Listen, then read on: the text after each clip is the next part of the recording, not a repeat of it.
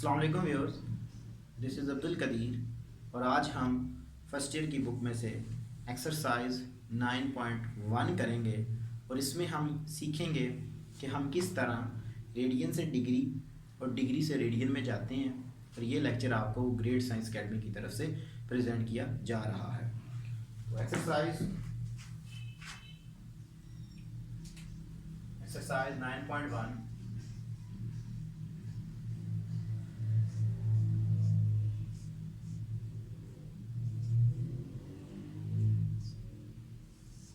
इससे पहले हम देखते हैं कि हमारे पास जो 1 डिग्री है, यानी कि अगर डिग्री है, ये हमारे पास एक 1 डिग्री है, इसको मैंने रेडियन में कन्वर्ट करना है। तो मैं 1 को क्या करूँगा, मल्टीपल कर दूंगा, पाई बाय 180 से मल्टीपल कर दूंगा। अगर मैंने रेडियन से डिग्री में जाना है, जैसे ये हमारे पास एक रेडियन है पाई 180, अगर इसको मैंने लेके जाना है डिग्री में तो क्या करूँगा, पाई और 180 मल्टीपल कर दूंगा इसके 180 बाय पाई से, तो ये टर्म कैंसिल आउट हो जाएगी। ये आपस में हमारे पास दोबारा क्या आ जाएगा जी, 1 डिग्री आ जाएगा। दूसरी बात कि जो हमारे पास पाई और 180 होता है, ये हमारे पास इक्वल होता है 0.0175 के भी अप्रॉक्सीमेटली इक्वल होता है। ठीक है जी, तो हम एक्सरसाइज स्टार्ट करते हैं जी। पहले हम डिग्री से रेडियन की तरफ जाएंगे।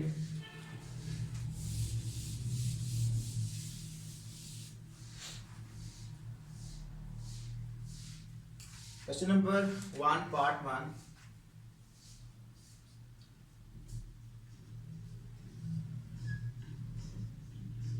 डिग्री। हमने 30 डिग्री को रेडियन में लेके जाना है, तो क्या करेंगे,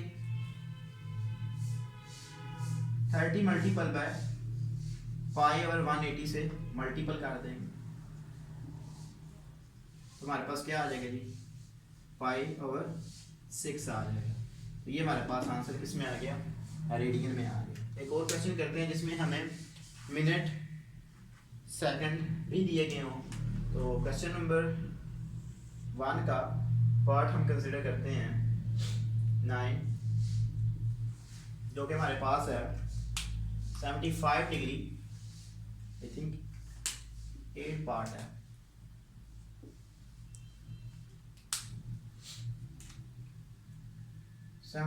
डिग्री 6 मिनट एंड 30 सेकेंड, ये हमारे पास इक्वल है इसके। पहले हम इसको क्या करेंगे, पूरी टर्म को हम डिग्री में लेके जाएंगे। ठीक है जी, तो क्या करते हैं जी, 75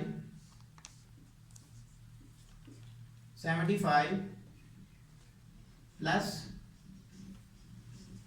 हम क्या करते हैं, डिवाइड कर देते हैं 60 प्लस 30 सेकेंड है, तो हम कर देते हैं इसको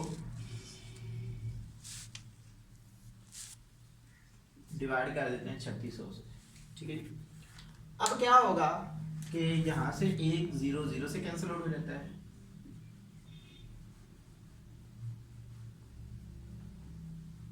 हमारे पास क्या आ जाता है जी, 75 होल डिग्री में आ जाएगा, क्योंकि हम पूरी टर्म को डिग्री में लेके जाना चाहते हैं। तो 75 प्लस 1/10 प्लस 1/120 डिग्री आ जाएगा। ठीक है जी, हम क्या करते हैं, 75 इसको डिवाइड करेंगे तो हमारे पास आएगा 0.1 प्लस 0.08333 चलता जाएगा इसी तरह डिग्री में। इनको हम टर्म को ऐड कर लेते हैं। जब हम इनको ऐड करेंगे तो क्या होगा, हमारे पास 75.1083 डिग्री में आ जाएगा। ये भी हमारे पास डिग्री में आया है। अगर हमने इसको रेडियन में लेके जाना है तो हमने बताया था कि जो पाई ओवर 180 है वो 1 रेडियन की इक्वल है, और उसकी वैल्यू अप्रॉक्सीमेटली हमारे पास होती है 0.0175 की इक्वल होती है। तो हम मल्टीपल कर देते हैं जिससे, तो हमारा आंसर जो होगा वो किस में चला जाएगा, रेडियन में चला जाएगा। तो क्या होगा जी, हमारे पास 75.1083 मल्टीपल कर देते हैं जी हम 0.00333 175 रेडियन में आ जाएगा हमारे पास ये। जब हम इसको मल्टीपल करेंगे तो मल्टीप्लिकेशन के बाद हमारे पास जो आंसर आएगा वो आ जाएगा हमारे पास 0.3143 रेडियन में आ जाएगा। तो इस तरह हम जो क्वेश्चन है वो करते हैं कि अगर हमने डिग्री से रेडियन में जाना होता है तो हम अगर हमारे पास मिनट और सेकंड दिए गए हों हम इसको इस मेथड से करेंगे। ठीक है जी। अब क्वेश्चन नंबर हम 2 करते हैं जिसमें हमें कहा गया कि आपने क्या करना है, इसमें आपने इसको रेडियन से डिग्री में लेके जाना है। ठीक है जी। तो क्वेश्चन नंबर 2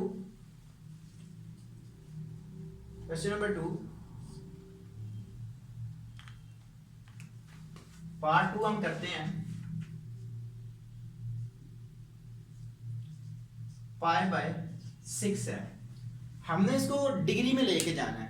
तो डिग्री में लेके जाने के लिए क्या करेंगे, 180/π से मल्टीपल कर देंगे।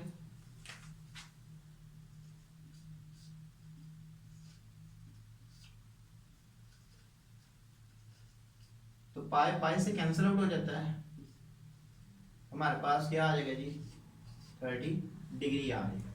तो इस तरह हम किसी भी रेडियन को अगर डिग्री में लेके जाना होगा तो हम क्या करेंगे, π/180 से मल्टीपल करेंगे। तो हम क्वेश्चन नंबर 3 स्टार्ट करते हैं जी। Question number 3,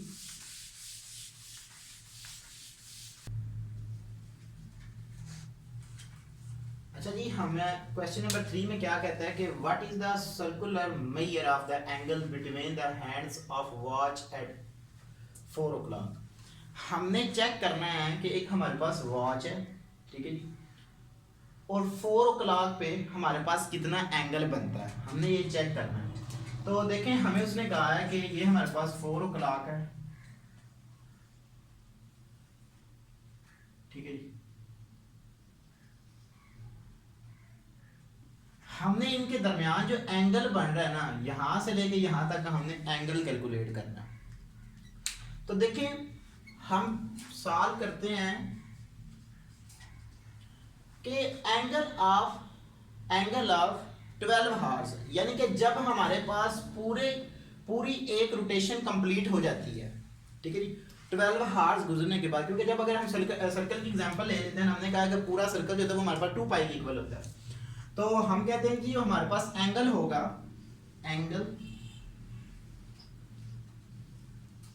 angle of 12 horse o'clock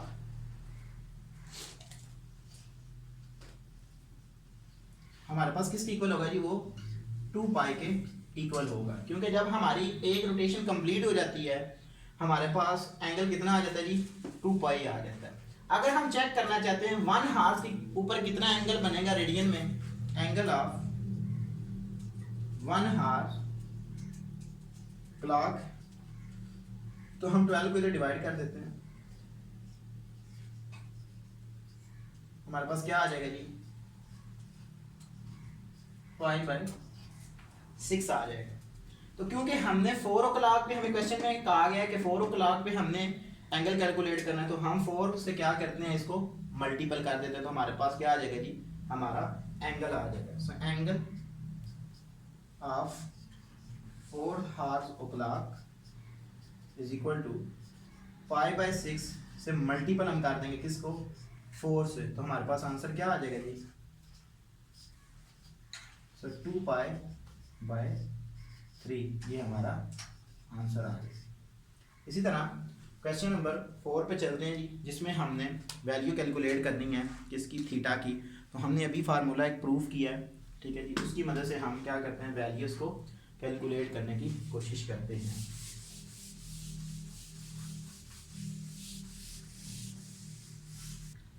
अच्छा जी, क्वेश्चन नंबर 4 पे चलते हैं जी हम। क्वेश्चन नंबर 4 में हमें कहता है कि find the theta when L is equal to 1.5 centimetres and R is equal to 2.5 centimetre. तो हमने अभी एक फार्मूला प्रूफ किया था, वो हमारे पास था, वी नो दैट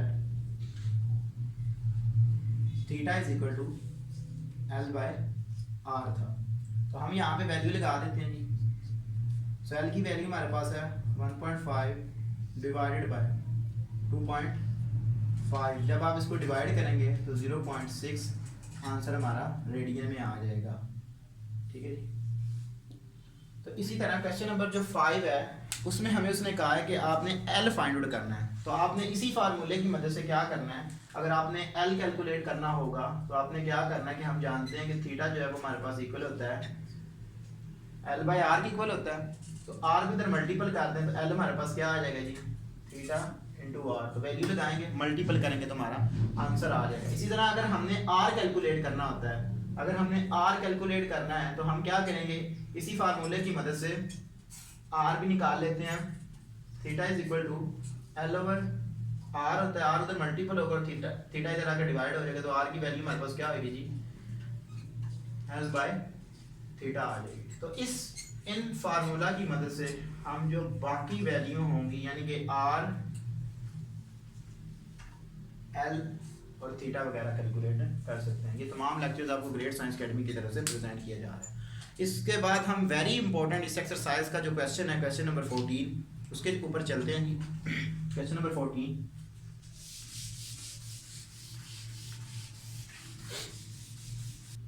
अच्छा जी, क्वेश्चन नंबर 14 कंसीडर करते हैं जी। हमारे पास क्वेश्चन नंबर 14 में हमें क्या कहता है कि show that the area of a sector of a circular region of radius r is 1/2 r square theta where theta is the circular measure of the center angle of the sector। हम एक circle consider कर लेते हैं। हम कहते हैं जी कि जो हमारे पास एरिया ऑफ अ सर्कल होता है वो हमारे पास किसकी इक्वल होता है जी, पाई आर स्क्वायर की इक्वल होता है। तो हम यहाँ पे कहते हैं जी फॉर एग्जांपल यहाँ से लेके यहाँ तक एक आर्क है जो कि रेडियस ऑफ द सर्कल की इक्वल होता है। यहाँ पे हमारे पास सेंटर O है, R with the radius of the circle, और यहाँ पे हम पॉइंट ले लेते हैं A B। हमने ये पॉइंट बना लिए कि हमने A से B तक एक R को क्या किया है, रोटेट किया है। अब इनके दरमियान जो एंगल बन रहा है वो फॉर एग्जांपल थीटा एंगल बन रहा है फॉर एग्जांपल। अब हमने क्या किया कि हमने कंसीडर कर लिया एक सर्कल, कंसीडर, क्योंकि हमने प्रूव क्या करना है, we have to prove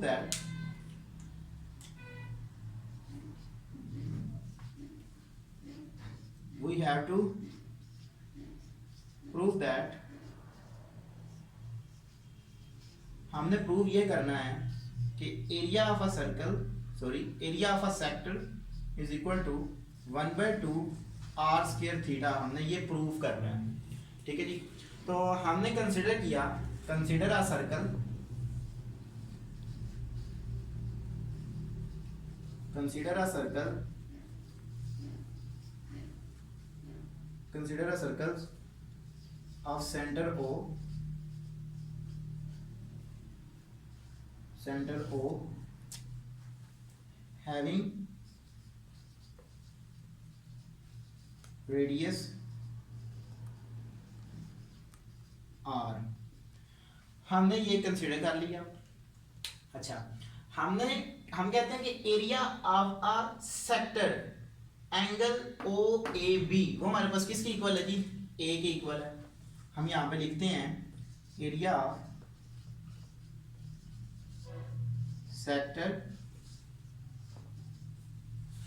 a sector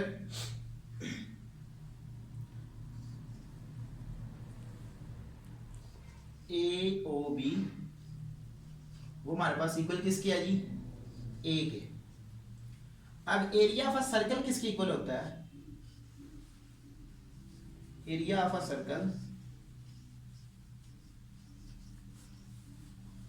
circle हमारे पास किसकी इक्वल होता है जी, हमारे पास इक्वल होता है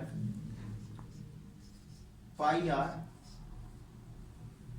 आर स्क्वायर की इक्वल होता है, इसकी इक्वल होता है।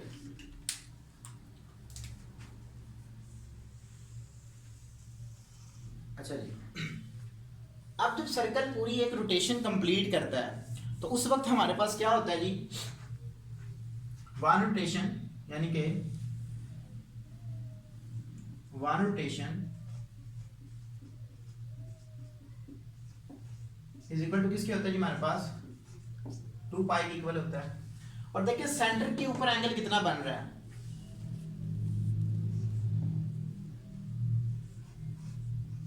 Angle at centre AOB is equal to theta बन रहा है। सो बाय एलिमेंट्री ज्योमेट्री की मदद से हमारे पास ये फार्मूला होता है, हमने छोटी क्लासेस में पढ़ा हुआ है।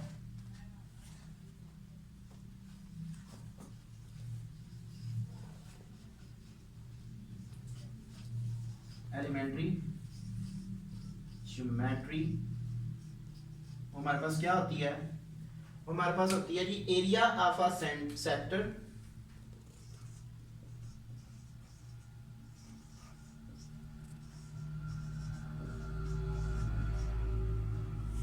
Divided by area of a circle is equal to angle of a sector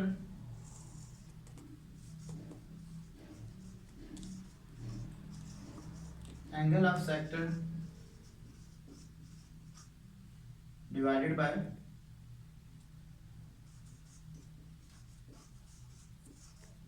angle of circle। तो हम वैल्यू लगा देते हैं, एरिया ऑफ सेक्टर हमारे पास किसकी इक्वल है जी, ए की इक्वल है,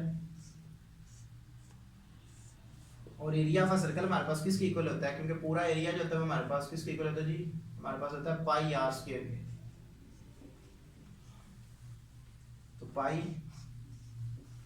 are square is equal to angle of a sector वो हमारे पास कितना बना है जी, थीटा बना है, और एंगल ऑफ अ सर्कल यानी कि एंगल पूरा जो रोटेट जब करते हैं वो हमारे पास किसकी इक्वल होता है जी, 2 पाई की इक्वल होता है। अब यहाँ से क्या होगा जी, पाई पाई से कैंसिल आउट हो जाता है, इधर आर स्क्वायर डिवाइड हो रहा है, उधर जाकर क्या हो जाएगा जी, मल्टीपल हो जाएगा। तो ये हमारे पास एरिया ऑफ अ सेक्टर आ जाएगा किसके इक्वल, 1/2 आर स्क्वायर थीटा, और ये हमारे पास प्रूफ हो गया।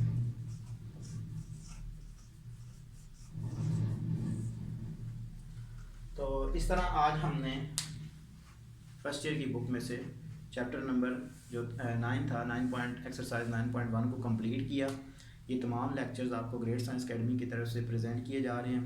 उम्मीद है कि तमाम बच्चों को तमाम लेक्चर की समझ आ रही होगी। अगर किसी भी बच्चे को कोई मसला होता है तो वो हमसे कांटेक्ट कर सकता है। Thank you for watching us. अल्लाह हाफिज़।